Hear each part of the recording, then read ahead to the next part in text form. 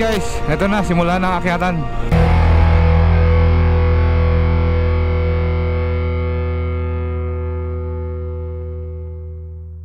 Dito na tayo sa marker ng Cervantes. Yan, harap ng Municipal Hall. Tama. Baka buti na naman tayo ng ulan dyan. Mahirap na.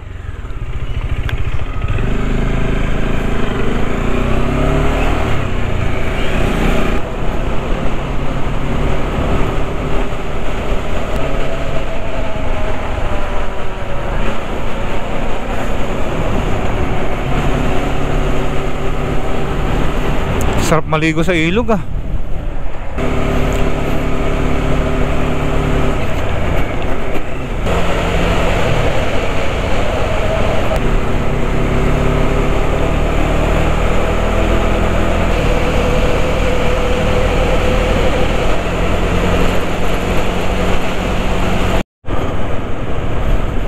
What a view, diba? Yan na yung part ng Tirad Pass sa mga kabundukan na yan.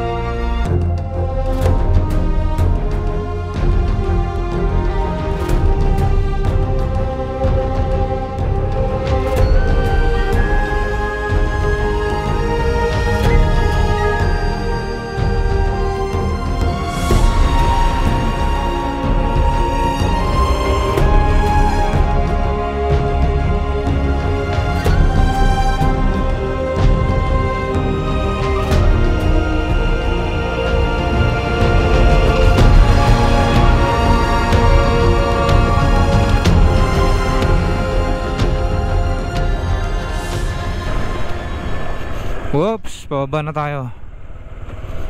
Paka-epic ng view dito habang pababa. Ho ho ho ho, my man.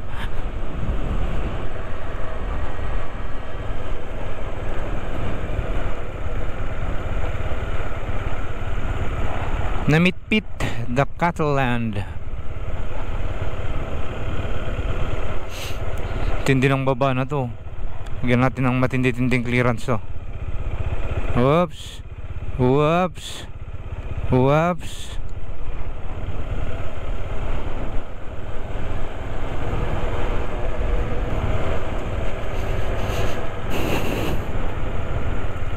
What a view.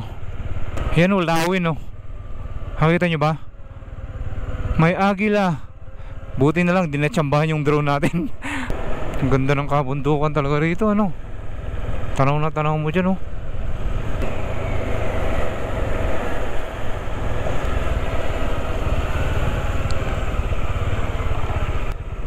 Ay, dadaan tayo dito sa tunnel, ah. Oops, oops. Siguro pupunta sa skyline itong nakakotse na to.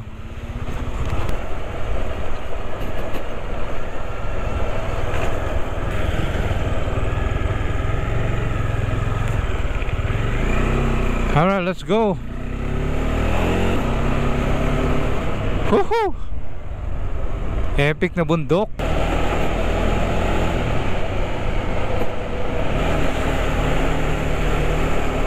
Hey guys, eto na, simula na ang akyatan. Akyatang matindi na to.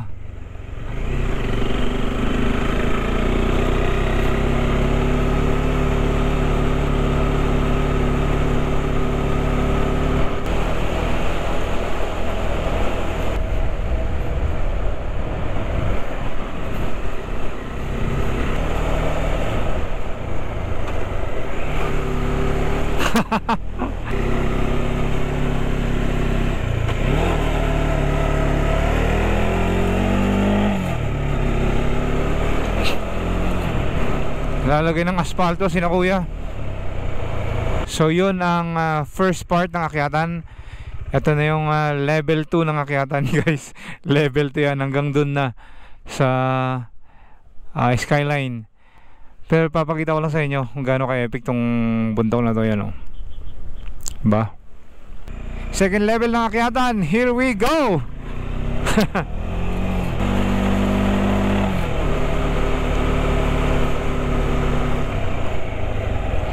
Grabe to, tingnan mo. Wow, my man.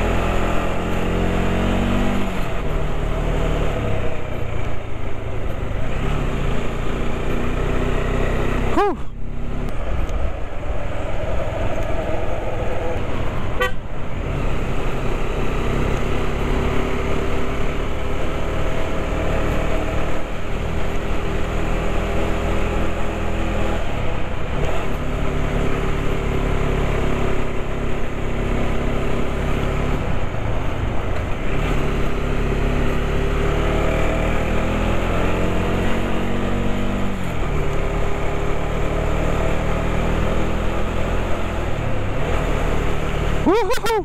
Woo! Nice! Grabe, ang epic. Tignan yung taas, oh. Ang epic. Holy shoot!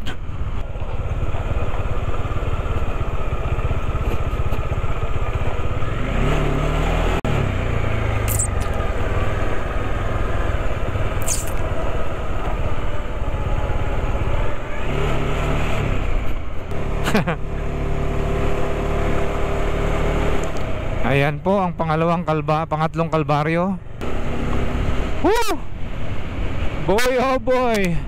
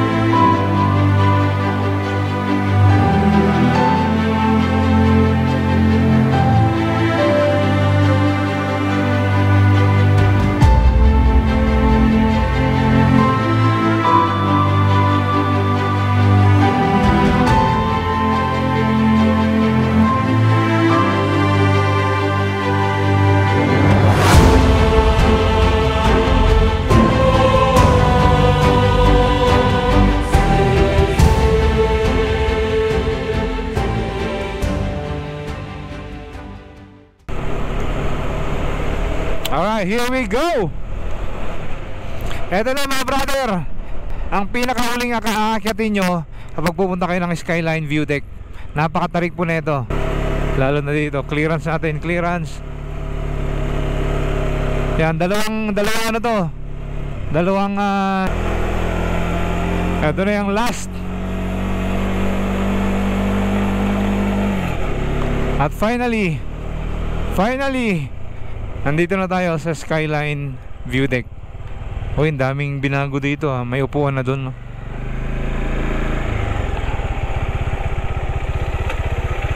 Grabe yung fog na yan. Wala na tayong makita dito sa Skyline, dito sa Quirino, Ilocos Sur. Kanina may natatanaw ko pa dun sa baba, eh. Ngayon wala na. So anyway, nakita nyo ba tong sando na to? Ride safe mga brother na sando. Ayan, oh. Ayan. So may papalaro ulit tayo dito sa Quirino, Ilocos Sur, dito sa Skyline. Maghanap lang ako kung saan ko itatago to. Tapos hanapin nyo na lang sa mga makakapanood sa video na to. Ipopost ko rin to sa Facebook, ha. So hindi ko sigurado kung kapag nakuha nyo, pag napumunta kayo dito, meron ay nandun pa Kasi depende yan kung baka may nakapanood sa Facebook ay nakuha na nila. So titignan natin. Ayun, dito na lang. Katabi ng may kulay na bato na to. Yan, dito siya. Okay. So good luck sa makikisali sa laro na to. At PM nyo ako sa Facebook pag nakuha nyo. So yun ang palaro natin. Andun na. Nakita nyo yung pinaglagyan ko. Baba na ulit tayo, punta tayong Cervantes. Doon tayo mag-overnight. Tapos gusto ko maligo dun sa hot spring, kaya ako babalik dun. So yun guys, ang daan papunta dito sa Skyland. Sa mga nagtatanong sa akin kung ano bang itsura ng daan na to, medyo may kahirapan din siya. Kasi lalo na dun sa may bandang baba. Sa bandang baba kasi medyo bukol-bukol yung kalsada dahil sa mga napatong ng asfalto. Uneven siya. Banda rito, bago mo pa man marating itong Skyline view deck, ay meron pong dalawang magkadugtong na hairpin curves yan. Super tricky yan, nakakatakot. Kanina sumobra ako. So ngayon naman, papakita ko sa inyo yung daan pabalik mula dito sa Skyline papunta doon sa Quirino Bayan, doon sa babaan. Ibang anggulo naman to. Tignan nyo yung manok ko. Tutulog na yung manok doon sa baba. Sobrang lamig kasi dito, natutulog na lang siya doon. Let's go. Ito, nakakatakot dito dalawang magkadugtong na hairpin curves, plus natatakpan pa ng fog. By good luck talaga, barbon.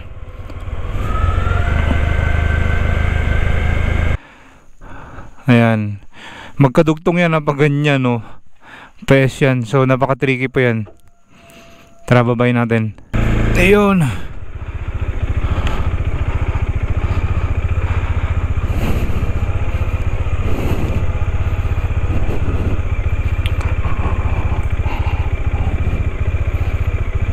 Ayan, no?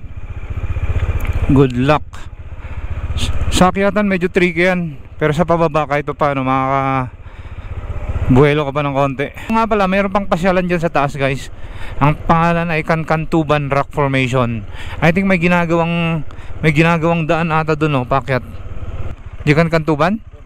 Ayos Hasan tarik nyan. Pero matarik kasi, siguro walang 1 kilometro to sa tingin ko eh. Ayan. Thank you brother, thank you.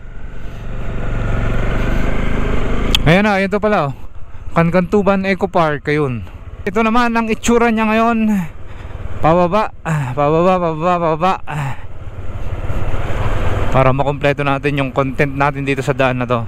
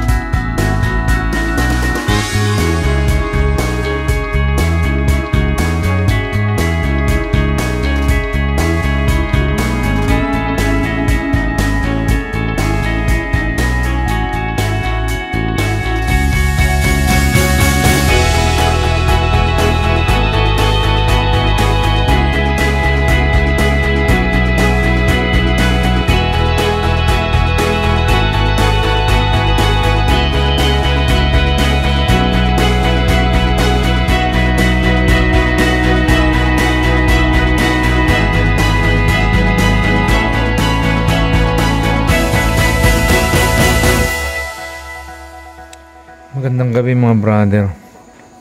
Solid ang binigay sa akin pagkain ng Edralin Resort dito sa Cervantes, Ilocos Sur. So, good morning mga brother.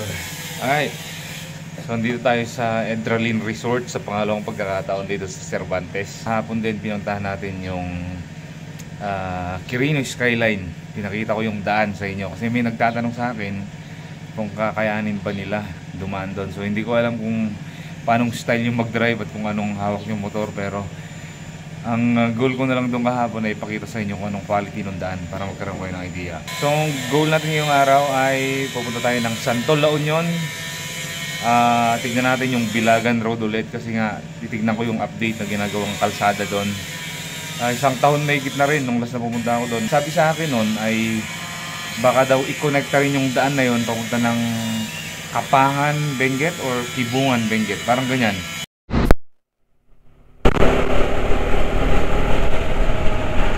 Woohoo!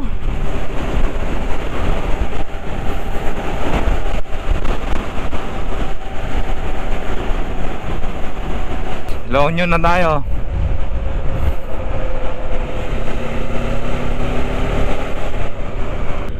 Dito na po tayo sa Santol, La Union. Welcome to Santol, La Union. Nung last na pumunta ako dito, ginagawa, sinesemento pa lang tong kalsada na to. Munisipyo ng Santol. Ay, may papunta rin doon, no? May nakakotse yung papunta.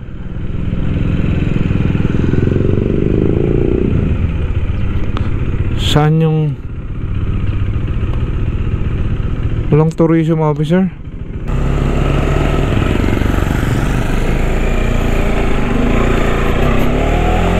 Walang nagbabantay pa doon sa desk, sa tourism desk. Kung gubayad sana tayo ng parang environmental fee, kaso wala pa. Maaga tayo masyado. Siguro pasok na alas 7. Mag alas 7 pa lang eh. Magandang rides to dahil sunrise. Papaaraw muna tayo sa taas, di ba?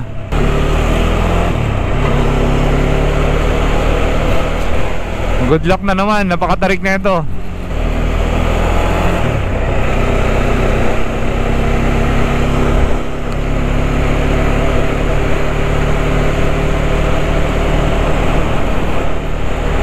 Woohoo! Ito na!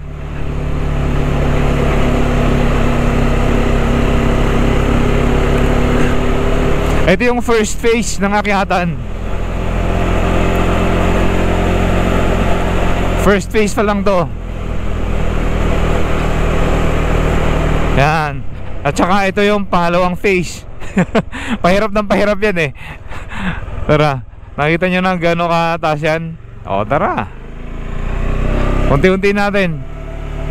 Yung alalay ano lang, takbuhan natin 25, ganyan.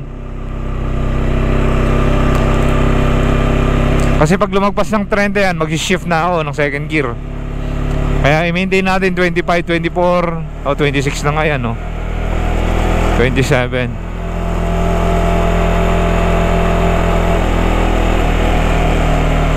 Maintain natin sa 25, yan. Para tamang alalay lang.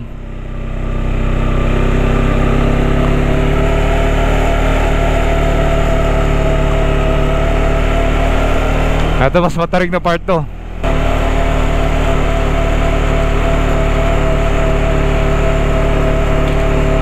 You can take it all you want.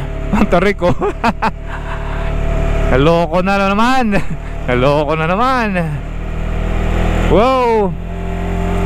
Pumataas na naman tayo. Benching ko lang, benching ko. O yan, ganyan lang takbuhan natin.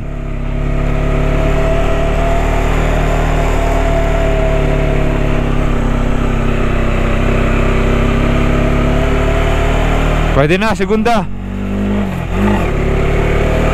Wow!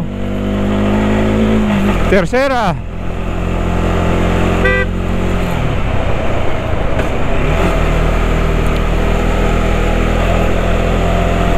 Alright.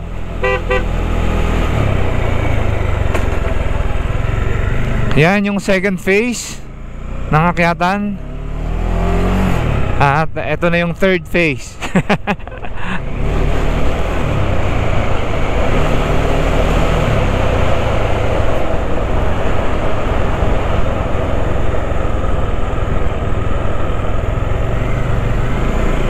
Ang tanong, may makakainan ba tayo sa taas ngayon? Mga aga pa. At saka usually ata yung mga nagtitinda dyan sa taas ay weekend pumupunta nagtitinda. Tayo dyan.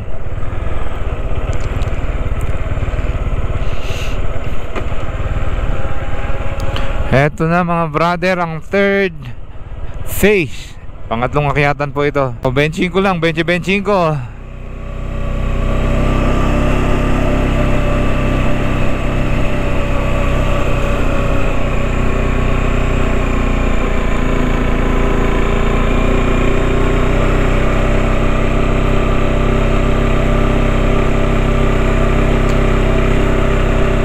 Grabe, nakakasilaw pa, yawa.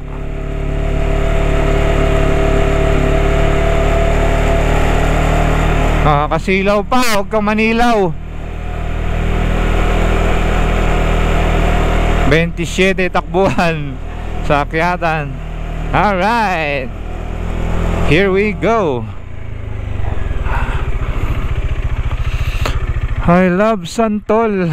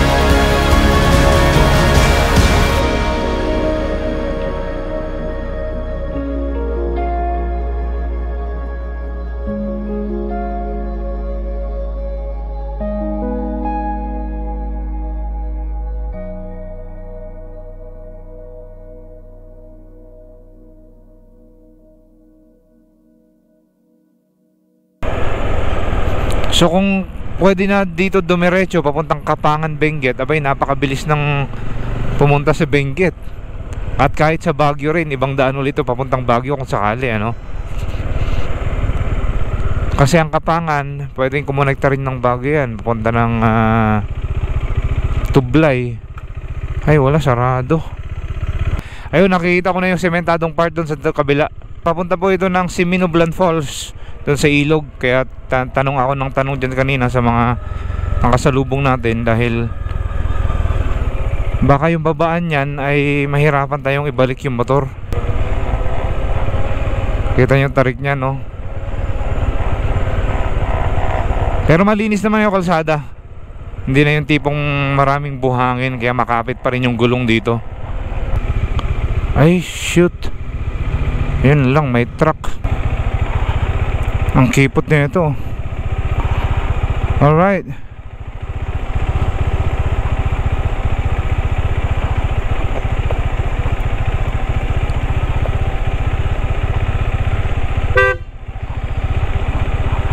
Hay, yun lang. Hindi pa sementado to.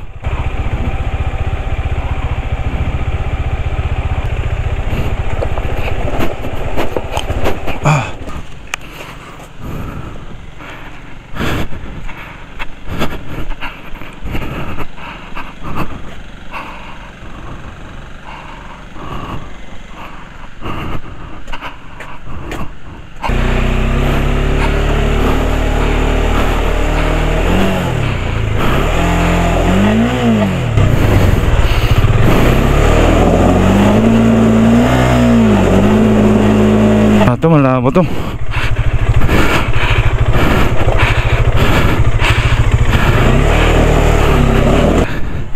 Walang tiyong yan, nabitin ako dito. Part na to. Parang sunog na naman yung clutch lining na ito. Ito yung mahirap kapag sa mga akyatan, babaan, mga ganyan. Lalo na sa akyatan, pag nagmi-miss yung shifting mo, puntahan natin yung Seminoblan Falls. Iwan na natin yung motor dito. Kasi mahirap dun sa baba. Kanina binalik ko lang yung motor.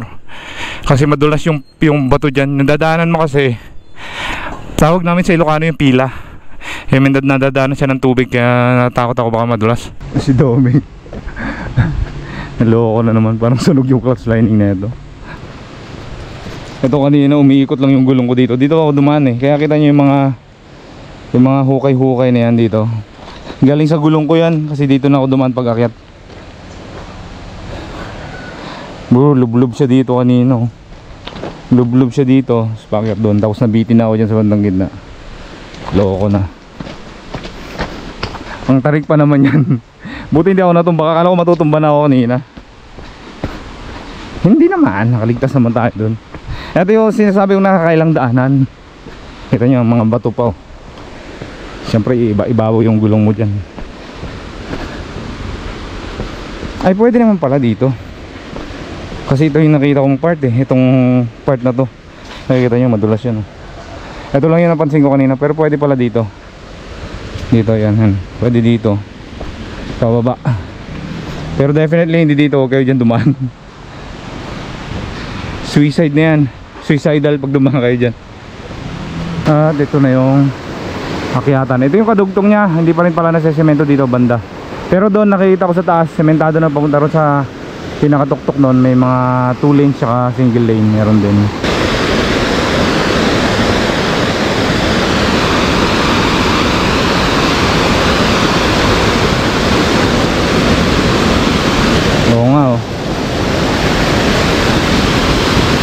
Pwede maligo dito tsaka doon. Ayun, malalim daw yan eh. Nung last time na pumunta ako dito, tinanong ko kung gaano kalalim yan. Hindi daw nila kayang tukurin ganong kalalim. Seminoblan Falls. Eto na. Nung last na pumunta ako dito, as in kapiranggot lang yung tumutulong tubig dito, yung dumadali na tubig. Ngayon panalo, diba? Sarap maligo dyan. Pero nakakailang pa rin maligo pag mag-isa. Baka may humatak sa paa ko dyan, mahirap na. Walang witness. Kailangan ng witness. Yun. Dito muna tayo saglit. So magtanong-tanong ulit tayo kung pwede nga bang kumonekta ng Kapangan Benguet to or Kibungan Benguet. Kasi sa likod nyan may mga kabundukan dyan sa taas. Yan na yung parte ng Kibungan at saka Kapangan. Yun yung pinuntahan natin nung nakarang araw. Umikot lang tayo kasi nga wala namang padiretsyong daan na papunta dito. Pero kung meron ng padiretso papunta dito, abay hayahay, abay panalo yan kung gano'n, di ba? Alright, eto na, nakabalik na tayo dito sa marker ng Santol. I love Santol. Ayan. Alright, let's go. Welcome to the jungle.